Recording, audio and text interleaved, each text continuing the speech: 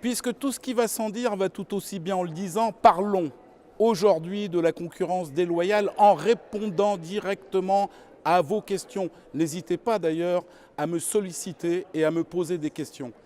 Le monsieur que vous allez voir est artisan menuisier et il m'interpelle sur le travail détaché dans son secteur. Regardez. Donc oui, nous, on est une entreprise de menuiserie, on fait essentiellement de la pose de fenêtres, de portes de garage, de volets roulants, etc.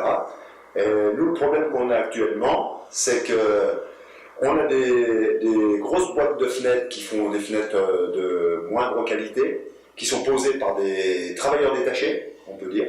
Alors, quand nous, on va traiter des marchés comme ça, eh ben, le problème, c'est qu'on ne passe jamais en prix. Donc, le boulot il est mal fait. C'est nous qui retournons après à faire du SAV.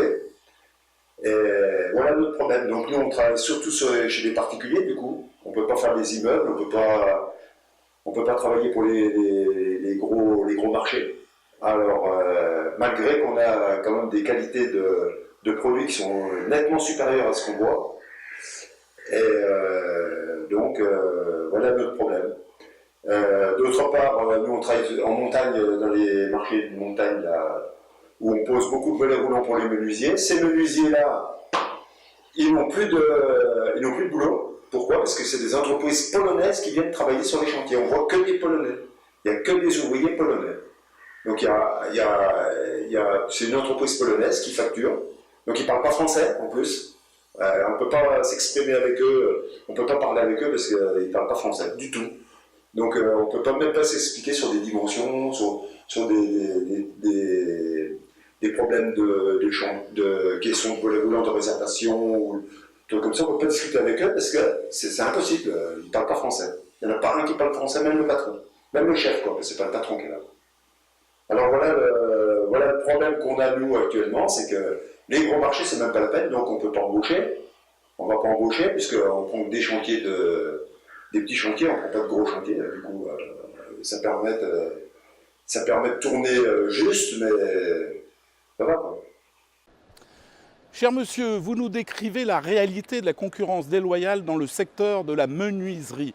Problème des coûts inférieurs, du positionnement que vous estimez à raison impossible sur les grands chantiers et de la langue française qui n'est plus parlée sur les chantiers. Malheureusement, vous faites un constat qui est général dans le secteur du bâtiment, bien sûr, comme dans le transport et l'agriculture, ne l'oublions pas. C'est pour ces raisons que nous sommes positionnés dès le départ contre la directive travailleurs détachés et que nous nous sommes battus au Parlement européen pour son abrogation et contre sa révision. Nous avons sans cesse dénoncé l'injustice du dumping social Est-Ouest qu'elle engendre. Je répète, le dumping social Est-Ouest. Mais cette révision a finalement été adoptée en assemblée plénière à Strasbourg le 29 mai dernier, malgré les promesses de durcissement de Bruxelles et surtout les promesses de M. Macron. Et comme nous l'annoncions, le résultat est au mieux poussif. Les absences inacceptables sont à noter. Il n'y a aucune disposition spécifique pour la sous-traitance et l'intérim qui continueront sans contrôle ni suivi. Contrairement aux promesses faites, rien ne figure sur la responsabilité des entreprises donneuses d'ordre en cas de fraude, et pourtant on sait que ces fraudes sont nombreuses. Cette responsabilité est rejetée sur les États membres qui doivent tenir à jour un site recensant les informations sur la rémunération. À l'identique, rien ne précise le lien donneur d'ordre sous-traitant ou les problèmes de détachement en cascade. Retenons que les charges sociales ne tombent pas sous le coup de cette directive puisqu'elles relèvent d'un autre règlement sur la coordination des systèmes de sécurité sociale. Par conséquent, les travailleurs détachés des pays de l'Est seront toujours moins chers que nos travailleurs nationaux.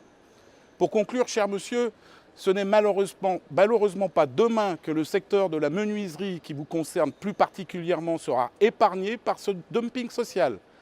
Pour nous, élus du Front National devenu Rassemblement National, le combat continue pour vous défendre, vous et vos collègues du bâtiment, du transport et de l'agriculture.